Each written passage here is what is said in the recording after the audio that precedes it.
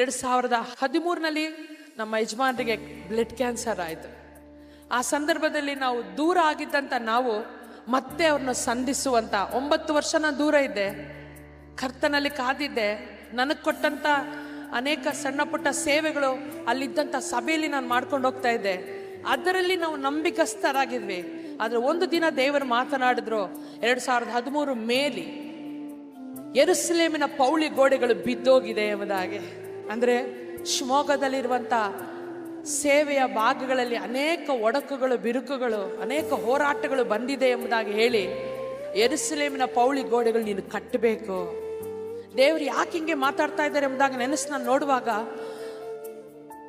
ಆಯ್ತು ಸ್ವಾಮಿ, ನೀನೇನು ಹೇಳ್ತೀಯ ಅದಕ್ಕೆ ನಾನು ಒಪ್ಪಿಸ್ಕೊಡ್ತೇನೆ. ಶಿವಮೊಗ್ಗಕ್ಕೆ ವಾಪಸ್ ಹೋಗ್ಬೇಕು ಎಂಬುದಾಗ ಅಲ್ಲ, ನೀನೇನು ಹೇಳ್ತೀಯ ಅದನ್ನು ನಾನು ಮಾಡ್ತೀನಿ ಅಂತ ದೇವ್ರಿಗೆ ಒಪ್ಪಿಸ್ಕೊಟ್ಟೆ. ಆ ದಿನನೇ ಒಂದು ಸೇವಕರ ಮುಖಾಂತರವಾಗಿ ಒಂದು ಪ್ರವಾದನೆ ಬಂತು, ನೀನು ಮತ್ತೆ ಸೇವೆಗಾಗಿ ನೀನು ನಿಲ್ತಿ ಎಂಬುದಾಗಿ, ಮತ್ತೆ ದೇವರು ನಿನ್ನನ್ನು ಅನೇಕ ಜನರ ಮುಂದೆ ನಿನ್ನನ್ನು ಕೊಂಡೋಗ್ತಾರೆ ಎಂಬುದಾಗಿ. ನಾನು ಎಲ್ಲಿ ಕೊಂಡೋಗ್ತಾರೆ, ಈ ಮೂಲೆಯಲ್ಲಿ ನಾನು ಇದ್ದೀನಿ, ಎಲ್ಲಿ ಹೋಗೋಕ್ಕೆ ಸಾಧ್ಯ, ದೇವರು ಬೇರೆ ಏನೋ ಸೇವೆ ಸ್ಟಾರ್ಟ್ ಮಾಡಿಸ್ತಾರೆ ಎಂಬುದಾಗಿ ನಾನು ನೆನೆಸ್ಕೊಂಡೆ. ಆದರೆ 2013 ಮೇ ತಿಂಗಳು ನಮ್ಮ ಯಜಮಾನರಿಗೆ ಕ್ಯಾನ್ಸರ್ ಆಯಿತು ಅಂತ ಗೊತ್ತಾದಾಗ ನಾವು ಹಾಸ್ಪಿಟ್ಲಿಗೆ ಓಡೋಗಿ ಮಾತಾಡುವಾಗ ಅಲ್ಲಿ ಅವರು ಏನೆಲ್ಲ ಆಯಿತೋ ಅದಕ್ಕೆಲ್ಲ ಅವರು ಕ್ಷಮಾಪಣೆ ಕೇಳಿದ್ರು, ನಾನು ಕ್ಷಮಾಪಣೆ ಕೇಳಿದೆ. ಸೊ ಕರ್ತನ ಸಮ್ಮುಖದಲ್ಲಿ ಮತ್ತೆ ನಾವು ಒಂದಾಗಿ ಸೇರುವಂಥ ಸಂದರ್ಭ ಬಂತು.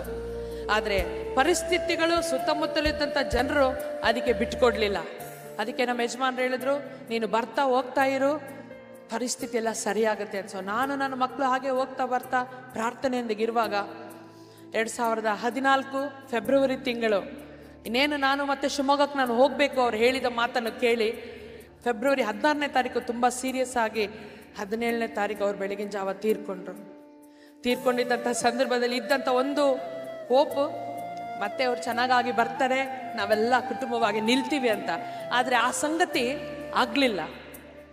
ಅವ್ರು ತೀರ್ಕೊಂಡ ತಕ್ಷಣ ಎಲ್ಲ ಪರಿಸ್ಥಿತಿ ಉಲ್ಟಾ ಆಯಿತು. ಆದರೆ ಒಂದೇ ಮಾತು, ನೀನು ಆ ಸ್ಥಳಕ್ಕೆ ಹೋಗಬೇಕು ಅಂತ ಅವ್ರು ಹೇಳಿದಂಥ ಒಂದು ಮಾತಿಗೆ ನಾನು ನನ್ನ ಕುಟುಂಬ ಅಲ್ಲಿಗೆ ಹೋದ್ವಿ. ನಾವು ಅಲ್ಲಿ ಹೋದಾಗ ಅಲ್ಲಿದ್ದಂಥ ಪರಿಸ್ಥಿತಿನೇ ಬೇರೆ, ಅಲ್ಲಿದ್ದಂಥ ಚರ್ಚ್ ಟ್ರಸ್ಟಿಗಳು, ಇದ್ದಂಥ ಎಲ್ಲ ದೊಡ್ಡ ದೊಡ್ಡ ವ್ಯಕ್ತಿಗಳು ನಮ್ಮನ್ನು ಬಿಡಲಿಲ್ಲ.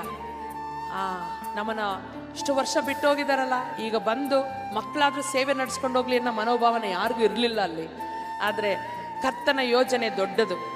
ಒಂದೊಂದು ಹೋರಾಟಗಳ ಮಧ್ಯದಲ್ಲಿ ಆತನ ಹಸ್ತ ಯಾವ ರೀತಿಯಾಗಿ ಕಾರ್ಯ ಮಾಡ್ತದೆ ಎಂಬುದಾಗಿ ನಾವು ನೋಡೋದಾದರೆ, ಫೆಬ್ರವರಿ ತಿಂಗಳು, ಮಾರ್ಚ್, ಏಪ್ರಿಲ್, ಮೇ 3 ತಿಂಗಳು ಬಂದಂಥ ಎಲ್ಲ ಹೋರಾಟ, ಅಂದರೆ ಪೊಲೀಸ್ ಕೇಸ್ ಆಯಿತು, ಅರೆಸ್ಟ್ ಮಾಡಿಸಿದ್ರು, ನನ್ನ ಮಕ್ಕಳನ್ನ ಪೊಲೀಸ್ ಸ್ಟೇಷನ್ ಕರ್ಕೊಂಡೋಗಿ ಕೂರಿಸಿದ್ರು. ಆದರೆ ಅಧಿಕಾರಿಗಳ ಮಧ್ಯದಲ್ಲೂ ಕೂಡ ಕರ್ತನ ನಮಗೆ ಸಹಾಯಕನಾಗಿ ನಿಂತನು.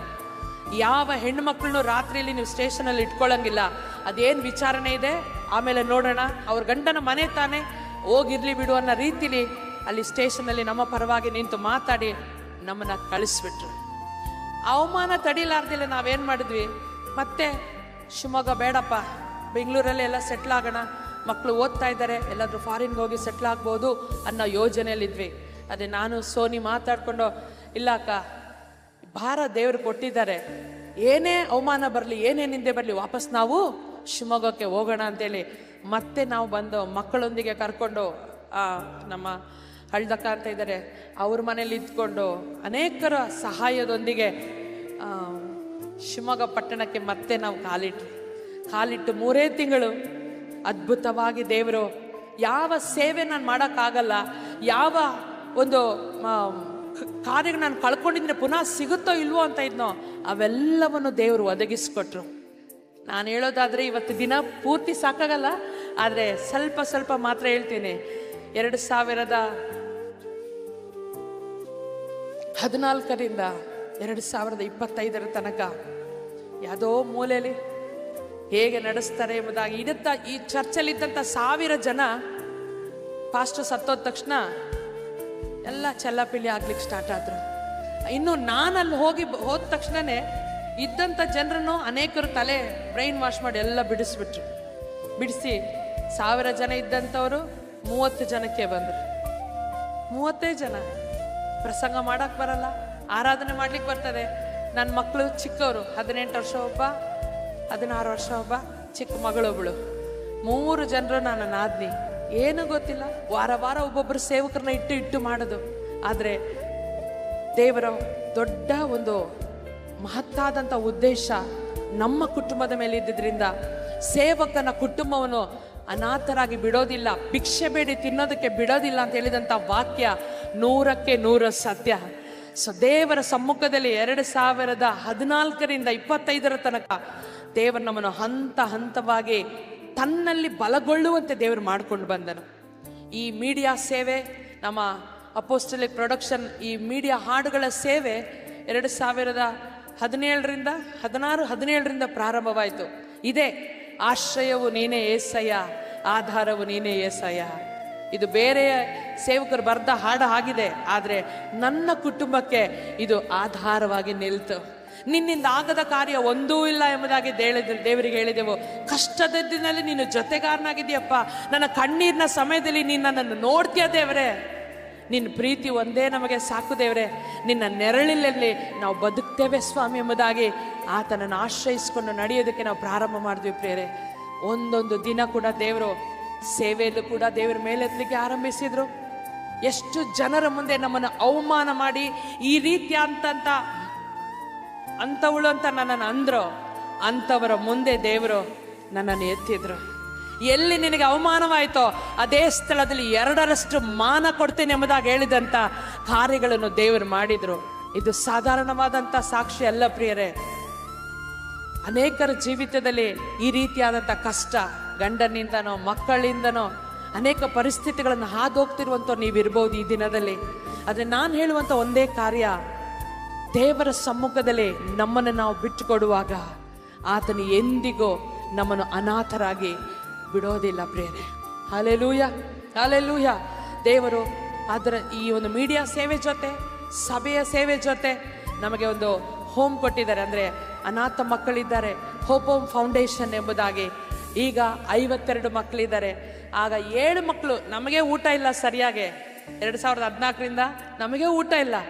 ಆದರೆ ಹೇಗೇಗೋ ಒಬ್ಬೊಬ್ಬರ ಮನೆಯಿಂದ ರೇಷನ್ ಅಕ್ಕಿಗನ್ನ ತರಿಸಿ ಕಾಸಿಗೆ ಅಲ್ಲಿ ಇಲ್ಲಿ ಓಡೋಗಿ ರೇಷನ್ ಅಕ್ಕಿ ತರೋದು. ನಮ್ಮ ಜೊತೆ ಇಲ್ಲೇ ಹುಬ್ಬಳ್ಳಿಯಿಂದ ಇದ್ದಂಥವರೆಲ್ಲ ನಮ್ಮ ಆಗ ಹೋಮಲ್ಲಿ ಮಕ್ಕಳಿದ್ರು, ಅವರಿಗೆ ಗೊತ್ತಿದೆ. ಹೋಗಿ ಚಾನಲ್ಗಳ ಹತ್ರ ಹೋಗಿ ಸೌದೆಗಳನ್ನ ಕಡ್ಕೊಂಬಂದು ಸೌದೆಯಲ್ಲಿ ಅನ್ನ ಮಾಡಿ ಮಕ್ಕಳಿಗೆ ಬೇಯಿಸಾಕಿ ನಾವು ಮಕ್ಕಳನ್ನ ಬೆಳೆಸಲಿಕ್ಕೆ ಆರಂಭಿಸಿದ್ದೇವೆ. ಈ ದಿನದವರೆಗೂ ಕರ್ತನನ್ನು ನಾವು ಮುಂದಿಟ್ಟಿರೋದರಿಂದ ನಮ್ಮನ್ನು ಎಂದಿಗೂ ದೇವರ ಅವಮಾನಕ್ಕೆ ಒಳಗಾಗೋದಕ್ಕೆ ಬಿಡಲೇ ಇಲ್ಲ. ಹಲ್ಲೆಲೂಯಾ. ದೇವರು 52 ಮಕ್ಕಳು ನಮ್ಮ ಹೋಪ್ ಹೋಮ್ ಫೌಂಡೇಶನ್ ಅಲ್ಲಿ ಕೊಟ್ಟಿದ್ದಾರೆ. ಆ ಮಕ್ಕಳಿಗೆ ವಿದ್ಯಾಭ್ಯಾಸ, ಆ ಮಕ್ಕಳಿಗೆ ಊಟ, ಬಟ್ಟೆ ಎಲ್ಲವನ್ನು ದೇವರೇ ಅದ್ಭುತವಾಗಿ ದೇವರು ನಡೆಸ್ತಾ ಇದ್ದಾರೆ. ನಮ್ಮನ್ನು ಪೋಷಿಸ್ತಿರುವವನು ದೇವರೇ. ಹಲ್ಲೆಲೂಯಾ. ನಾನು, ನನ್ನ ಕುಟುಂಬ, ನಾನೊಬ್ಬಳೇ ಅಂತ ಹೇಳಕ್ ಸಾಧ್ಯ ಇಲ್ಲ. ನನ್ನ ಮಕ್ಕಳು, ನನ್ನ ನಾದಿ, ನಾವೆಲ್ಲ ಸೇರಿ, ನಮ್ಮ ಜೊತೆಲಿ ಇನ್ನೂ ಅನೇಕ ಸೇವಕರಿದ್ದಾರೆ, ಅವರೆಲ್ಲರೂ ಸೇರಿ ಇವತ್ತಿನ ದಿನದಲ್ಲಿ ಶಿವಮೊಗ್ಗ ಪ್ರಾಂತ್ಯದಲ್ಲಿ, ಭದ್ರಾವತಿ ಪ್ರಾಂತ್ಯದಲ್ಲಿ ಒಂದು ಮಹಿಮೆಯುಳ್ಳಂಥ ಸೇವೆ ನಾವು ಮಾಡುವಂತೆ ದೇವರು ಸಹಾಯ ಮಾಡಿದ್ದಾನೆ. ನನ್ನ ನಡೆಸಿದಂಥ ದೇವರು ಈ ದಿನದಲ್ಲಿ ನಿಮ್ಮನ್ನು ನಡೆಸ್ತಾನೆ ಪ್ರಿಯರೇ. ಹಲ್ಲೆಲೂಯಾ. ನನ್ನ ಕುಟುಂಬವನ್ನು ತಲೆ ತಗ್ಗುವುದಕ್ಕೆ ಬಿಡದಂತೆ ನನ್ನ 3 ಮಕ್ಕಳ ಜೀವಿತದಲ್ಲಿ ದೇವರು ಅದ್ಭುತವಾಗಿ ನಡೆಸ್ಕೊಂಡು ಬಂದಿದ್ದಾರೆ. ಹಲ್ಲೆಲೂಯಾ. ನಮ್ಮ ಕುಟುಂಬದಲ್ಲಿ ತಂದೆ ಇಲ್ಲ ಅಂದ್ರೂ ಕೂಡ ನನ್ನ ಮಕ್ಕಳಿಗೆ ತಂದೆಯ ಸ್ಥಾನದಲ್ಲಿ ನನ್ನ ನಾದ್ನಿಯನ್ನು ದೇವರು ಕೊಟ್ಟು, ಆ ಮಕ್ಕಳು ಯಾವ ದಾರಿಗೆ ಹೋಗ್ಬೇಕು, ಏನು ಮಾಡಬೇಕು, ಹೇಗೆ ನಿಲ್ಬೇಕು, ಹೇಗೆ ಮಾತಾಡಬೇಕು, ಹೇಗೆ ಒಬ್ಬರ ಹತ್ರ ನಾವು ನಿಂತು ನಡಿಬೇಕೆಂಬುದಾಗಿ ಎಲ್ಲ ಕಾರ್ಯಗಳನ್ನು ನನ್ನ ನಾದ್ನಿ ನನ್ನ ಮಕ್ಕಳಿಗೆ ಕಲಿಸ್ಕೊಟ್ರು. ನನಗೆ ತಂದೆ ಕೊರತೆ ಇತ್ತು, ನನ್ನ ಏಸಪ್ಪ ನನ್ನ ತಂದೆ ಆದ್ರು. ನನ್ನ ಮಕ್ಕಳಿಗೆ ತಂದೆ ಕೊರತೆ ಇತ್ತು, ಆ ಸ್ಥಾನವನ್ನು ನನ್ನ ನಾದ್ನಿ ತಕೊಂಡ್ರು. ಹಲ್ಲೆಲೂಯಾ. ಸಾಧಾರಣವಾದ ಕೆಲಸ ಅಲ್ಲ ಒಂದು ಮಕ್ಕಳ ಜವಾಬ್ದಾರಿ ತಗೊಂಡು ಬೆಳೆಸೋದು. ಆ ಕಾರ್ಯವನ್ನು ಅವ್ರು ಮಾಡಿರೋದ್ರಿಂದ ಇವತ್ತು ಕೂಡ ನನ್ನ ಮಕ್ಕಳು ಇಷ್ಟು ದೊಡ್ಡವರಾದ್ರು ಅತ್ತೆ ಏನು ಹೇಳ್ತಾರೋ ಅದೇ ಅಂತ. ಯಾಕಂದ್ರೆ ಅವರು ಪಟ್ಟಂತ ಪ್ರಯಾಸ ಎಲ್ಲವನ್ನು ಕರ್ತನು ನೋಡಿದಾನೆ ಪ್ರಿಯರೇ. ಹಲ್ಲೆಲೂಯಾ. ಅನೇಕರು ಸೇವೆ ಮಾಡುವಂಥವ್ರು ಇಲ್ಲಿದ್ದೀರಾ. ಅನೇಕರು ಸೇವೆ ಮಾಡಿ ಒಂದು ವೇಳೆ ಹಿಂಜರಿದು ಹೋದಂಥವ್ರು ಇರ್ಬೋದು. ಅನೇಕರು ಆಸ್ತಿಗಳನ್ನು ಅಂತಸ್ತುಗಳನ್ನು ಕಳ್ಕೊಂಡು ಎಲ್ಲ ಮುಗಿದೋಯ್ತು ಎಂಬುದಾಗಿ ಕೂತಂಥವ್ರು ಇರ್ಬೋದು. ಆದರೆ ಕರ್ತನು ಹೇಳುವಂಥ ಒಂದು ಶುಭ ಸಂದೇಶ ಇದೇನೆಂದರೆ, ನಾನಿದ್ದೇನೆ, ಭಯಪಡಬೇಡ. ನಾನೇ ನಿನ್ನ ದೇವರು, ನನ್ನ ಧರ್ಮದ ಬಲಗೈಯನ್ನು ನಿನಗೆ ಆಧಾರವಾಗಿ ಕೊಡ್ತೇನೆ ಎಂಬುದಾಗಿ ಹೇಳಿದಂತ ನನ್ನ ದೇವರು ನಿನ್ನ ದೇವರು ನಮ್ಮ ಸಂಗಡ ಇರುವವನಾಗಿದ್ದಾನೆ ಪ್ರೇರೆ. ಹಲ್ಲೆಲೂಯಾ. ದೇವರ ಮುಂದೆ ಹೇಳೋಣಪ್ಪ, ನನ್ನ ಜೀವಿತವನ್ನು ನಿನ್ನ ಕರಗಳಲ್ಲಿ ಬಿಟ್ಟುಕೊಡ್ತೇನೆ ಸ್ವಾಮಿ. ಮೊಣಕಾಲಲ್ಲಿ ನಿಂತು ಪ್ರಾರ್ಥಿಸುವಂತ ಸ್ತ್ರೀಯಾಗಿ ನನ್ನನ್ನು ಎಬ್ಬಿಸು ದೇವರೇ. ಕುಟುಂಬಕ್ಕೋಸ್ಕರವಾಗಿ ಎದ್ದು ಪ್ರಾರ್ಥಿಸುವಂತ ಗುಣವತಿಯಾದಂಥ ಸತಿಯಾಗಿ ನಾನು ನಿಲ್ಲುವಂತೆ ಸಹಾಯ ಮಾಡು ಸ್ವಾಮಿ. ಮಕ್ಕಳ ಜೀವಿತವನ್ನು ಕರ್ತನ ಹಾದಿಲಿ ನಡೆಸುವಂತ ಒಳ್ಳೆ ಮಾರ್ಗದರ್ಶನ ಹೊಂದಿಕೊಳ್ಳಲು ಕರ್ತನ ದಾರಿಯಲ್ಲಿ ಮಕ್ಕಳನ್ನು ನಡೆಸುವಂತ ತಾಯಿಯಾಗಿ, ತಂಗಿಯಾಗಿ, ದೇವರೇ ಅಕ್ಕ ಆಗಿ ನನ್ನನ್ನು ನಡೆಸು ಸ್ವಾಮಿ ಎಂಬುದಾಗಿ ಹೇಳ್ರಿ. ರಬ ಶಕಡ ರಬ ಸಂದರ ಮದರಬ. ಬಾಯಿಗಳನ್ನು ತೆರೆದೇಳೋಣ, ಬಾಯಿಗಳನ್ನು ತೆರೆದೇಳೋಣವ. ಲೇಬ್ರಹೋ ಸಕಲ್ ತರಬ ಶಂದರಬ. ಪರಾಕ್ರಮದಿಂದಲ್ಲ, ಬಲದಿಂದಲ್ಲ, ನಿನ್ನ ಆತ್ಮನಿಂದಲೇ ಅಪ್ಪ. ಆ ಆತ್ಮನ ನನ್ನನ್ನು ಬಲಪಡಿಸಲಿ ಅಪ್ಪ, ಬಲಪಡಿಸಲಿ ಸ್ವಾಮಿ. ಹೌದು ಪ್ರೇರೆ, ದೇವರ ಆತ್ಮನಿಲ್ಲದೆ ನಾವೇನು ಮಾಡ್ಲಿಕ್ಕೆ ಸಾಧ್ಯವಿಲ್ಲ. ಕರ್ತನ ಕರಗಳಲ್ಲಿ ನಮ್ಮನ್ನು ಬಿಟ್ಟುಕೊಟ್ಟವರಾಗಿ ಪರಲೋಕದ ಕಡೆಗೆ ನಮ್ಮನ್ನ ಕೈಗಳನ್ನು ಚಾಚಿ, ನಮ್ಮ ಬಲದಿಂದ ಮಾಡ್ಲಿಕ್ಕೆ ಆಗಲ್ಲಪ್ಪ, ನಮ್ಮ ಜ್ಞಾನ, ನಮ್ಮ ತಲಾಂತು ಏನೂ ಇಲ್ಲ ದೇವ್ರೆ, ನಿನ್ನ ಆತ್ಮನಿಂದಲೇ ನಮ್ಮನ್ನು ನಡೆಸು ಸ್ವಾಮಿ. ದೇವರು ನಮ್ಮ ಜೊತೆ ಇದ್ದಾನೆ ಪ್ರೇರೆ. ಆತನ ಆತ್ಮನ ಸಹಾಯ ನಮಗೆ ಯಾವಾಗಲೂ ಇದೆ. ದೇವರು ಎಂದೆಂದಿಗೂ ನಮ್ಮನ್ನು ಕೈ ಬಿಡದೆ ನಡೆಸುವಂತ ದೇವರು. ಕರ್ತನ ನಾಮಕ್ಕೆ ಮಹಿಮೆ ಉಂಟಾಗಲಿ. ಆಮೇನ್, ಆಮೇನ್.